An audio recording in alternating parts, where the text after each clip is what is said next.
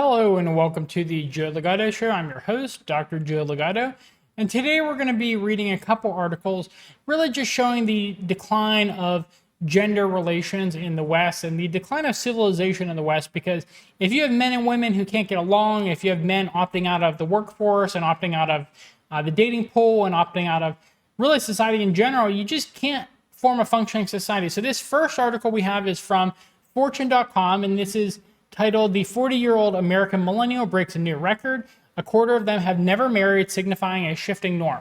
Again, it's not a norm that really I don't think anyone wants, but because of how civilization is currently structured in the West, this is what we're left with. A whopping quarter of American 40-year-olds have never been married, an all-time high according to a recent Pew Research Center report. It's not as if the unwed are cohabitating. Instead, a mere 22% are living with a romantic partner, according to the center's analysis of 2022 Census Bureau data. The trend of never been married mid-age Americans has been decades in the making. For the first decade of the 20th century, only around 16% of 40-year-olds had never married. That rate began dropping shortly thereafter and fell dramatically during the post-war years to a low of around 6% in the 1960s, 70s, and 80s. But in 2010, the rate of unmarried 40-year-olds then began a dramatic upward ascent to 20% and up another 5% to 25% in 2021. Wow, 25%. That a record number of the country's 40-year-olds aren't married, and that most unmarried 40-year-olds aren't cohabitating signifies shifting norms and family formation. Okay, so if you're breaking down the family structure, the family union, that's going to lead to the inevitable breakdown of the nation state as well, because there's been nothing that actually replaces it. Millennials, the 40-year-olds in question, have historically been less enthusiastic about marriage and childbearing than their parents. That's not what I've seen from studies. It seems like they do want to have children. However, they cannot afford it. Millennials are stuck working for their entire lives. They have, what's the name for it?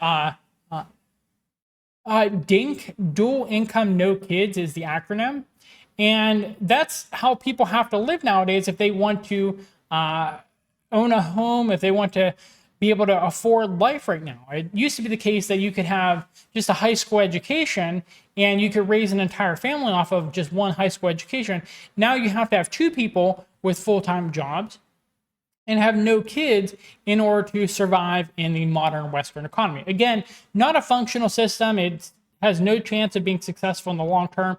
I'm quite frankly to the point where it's gone so bad so quickly that I actually think the United States is very unlikely to survive the next decade in any recognizable form. But let's move on. Okay. So it says millennials have delayed the milestone where they have children and get married and prioritize their careers and their finances. Again, this is not an intentional decision on their part. They just don't have any other options. The baby boomers have been in charge ever since they reached adulthood. And they've made these decisions that have led to millennials not being able to afford to live. 2 recessions before midlife, a subpar job market, post-graduation, massive student loan debt, and a housing affordability crisis certainly haven't helped matters. There's so much I could get into there. I think I might actually. I might save the other article for another time. So let's just get into these various things. So 2 recessions. I'm 32 years old at the time of making this video.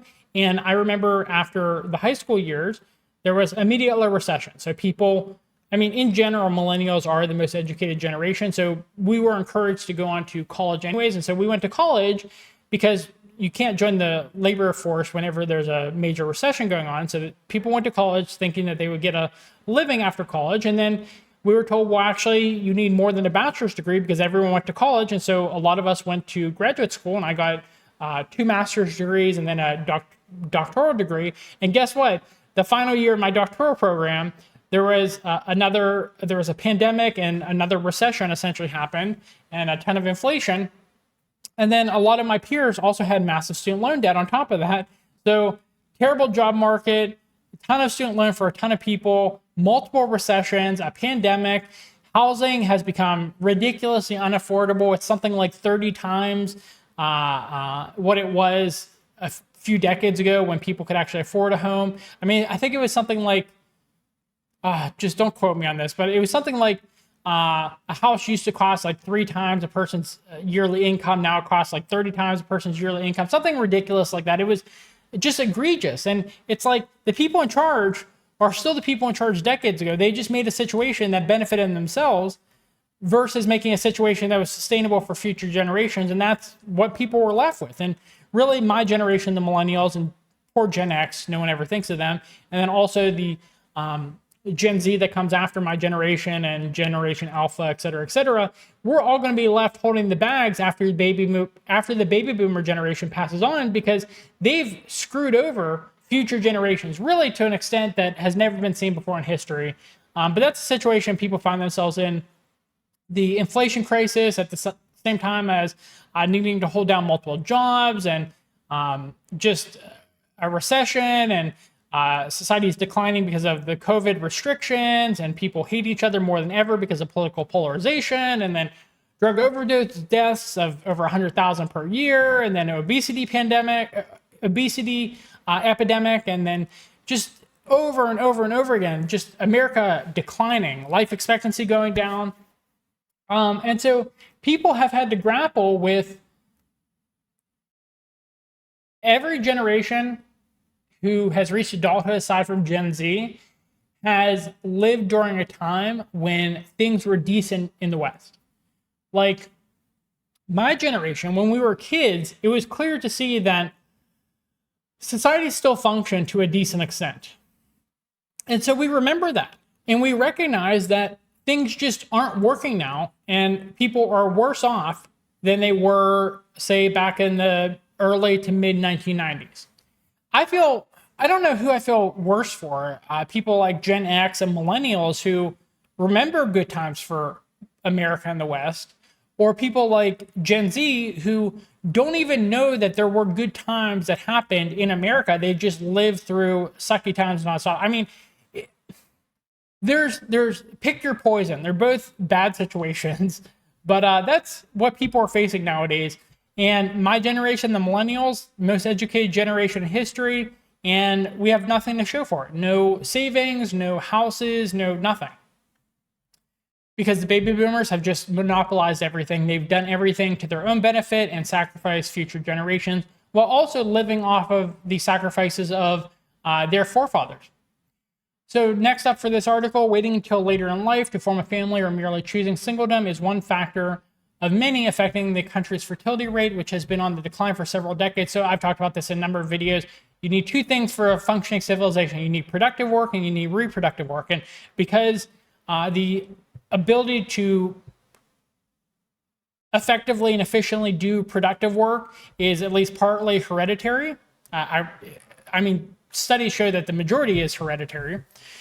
You need the people who are doing productive work to also be doing reproductive work. And that's not what we're seeing in society.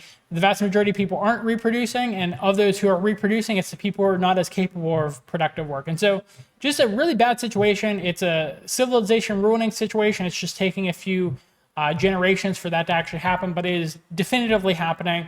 If you want, you can actually look up the Flynn effect, which is every generation was more intelligent than prior generations, but that actually stopped in about the 90s, and actually IQ is going down now. So things are just getting worse. Society is less capable than it used to be, and that's definitive. We have stats to back that up. Okay, so the article says it never rebounded after the Great Recession, hit a record low in 2020, according to recent reports. Yeah, in terms of decline of fertility rate. So again, you need productive and reproductive work. If only the least productively fit amongst you are having children and it's hereditary, then you should be very concerned. If productive ability is hereditary, you should be very concerned. And then on top of that, even if some people are reproducing and they're not the most productively fit, you still aren't having a fertility rate good enough to keep the civilization afloat. And so at a certain point, you're just going to run out of people in the civilization.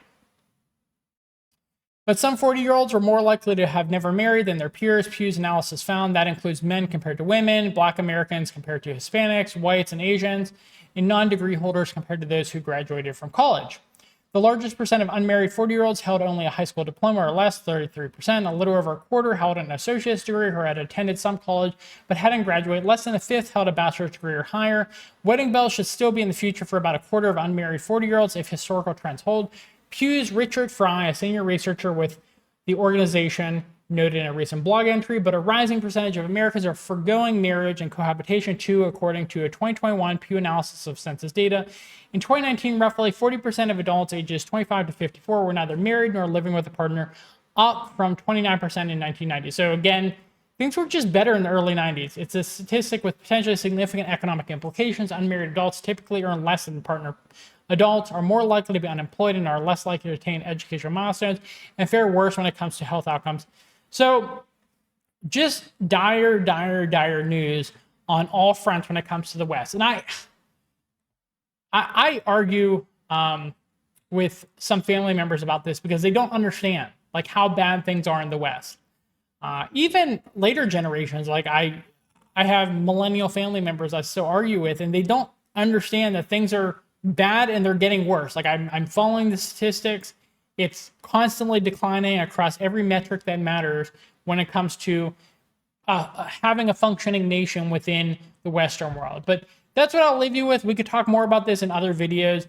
So if you enjoyed this video, please give us a thumbs up. It helps us in the algorithm. Please subscribe to our channel on YouTube and Rumble. It does help us, and we love to keep you engaged in the channel, keep you seeing all the content, because it's very important, particularly if you are in the Western world, because this does affect you. I try to go over videos that do affect a person's day-to-day life. It's contemporarily important. And please leave us a comment in the comment box with any questions, concerns, critiques you might have. Thank you for watching, and I hope you have a good rest of your day. Bye.